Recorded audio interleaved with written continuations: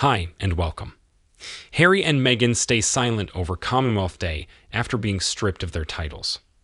Unsurprisingly, Prince Harry and Meghan Markle were not in attendance at this year's Commonwealth Day service.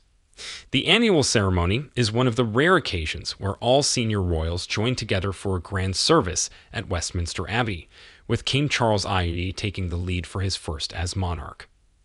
Somewhat ironically, the theme for 2023 is forging a sustainable and peaceful common future, which comes at a time of great upheaval in the royal family.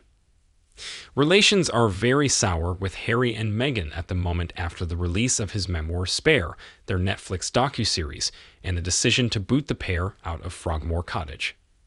The Duke and Duchess of Sussex were once destined to be the stars of the Commonwealth, but they lost their titles and have made no reference to Monday's service.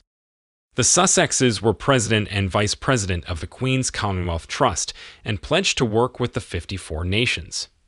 However, they were stripped of their positions as president by the late Queen Elizabeth II in February 2021. Commonwealth Day 2020 was their final royal engagement before they quit being senior royals and left to start a new life in North America. In their Netflix series, Harry admitted there were nerves when he was reunited with some family members for the first time. The first time that we saw the other members of the family was in Westminster Abbey, explained Harry. We were nervous seeing the family because all the TV cameras and everybody watching at home and everybody watching in the audience. It's like living through a soap opera where everybody else views you as entertainment. I felt really distant from the rest of my family, which was interesting because so much of how they operate is about what it looks like, rather than what it feels like, and it looked cold, but it also felt cold. Harry and Meghan were seen sharing a joke and a laugh with Prince Edward while sat in their seats, but didn't seem to speak to many other royals. Meghan memorably wore a vibrant green Amelia Wickstead cape dress that started blowing in the wind as she left the Abbey. According to Christine Ross, the editor of the blog Meghan's Mirror, Meghan used the dress to send a secret but powerful message. She believes that it was a clear signal to the designer and to the people who claimed the two women had a complicated relationship. Speaking previously on the Mirror's royal podcast Pod Save the Queen, she said, "One of the most iconic looks is going to be her green Amelia Wickstead cape dress.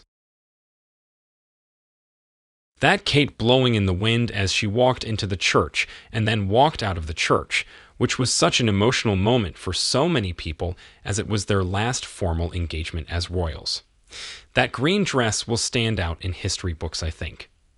Before the ceremony, 2,000 orders of service had been distributed detailing that William and Kate would enter the Abbey with the main royal party. However, there was no mention of Harry and Meghan being in the procession, with the Daily Mail reporting the couple was quite sensitive and emotional about it. This reportedly led to William and Kate not walking in the procession in an attempt to resolve the issue, despite the orders of service stating otherwise. In his book, Revenge, Meghan, Harry and the War Between the Windsors, royal expert Tom Bower claimed a monumental argument took place after palace officials decided to publicly humiliate Harry and Meghan. He wrote, "Reality hit 2 days later, on 9th March. A monumental argument blew up after Harry was told that he and Meghan could not join the family's procession through Westminster Abbey for the annual Commonwealth Day service. Although the order of service listed Harry and Meghan walking behind the Queen, palace officials had revised their decision. Suspicious about the Sussexes, they decided to publicly humiliate them. Harry was told that having stepped down from royal duties, he and Meghan would sit and wait with the congregation. The prospect of the televised image of their isolation in the Abbey appalled them. By then, they were keenly aware of Kate and William's antagonism.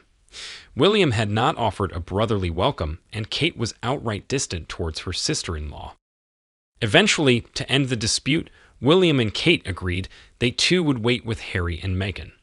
As the members of the royal family filed into the Abbey, the frayed relationships could not be concealed.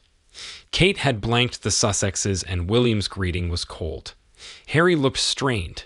Meghan's face showed bemused.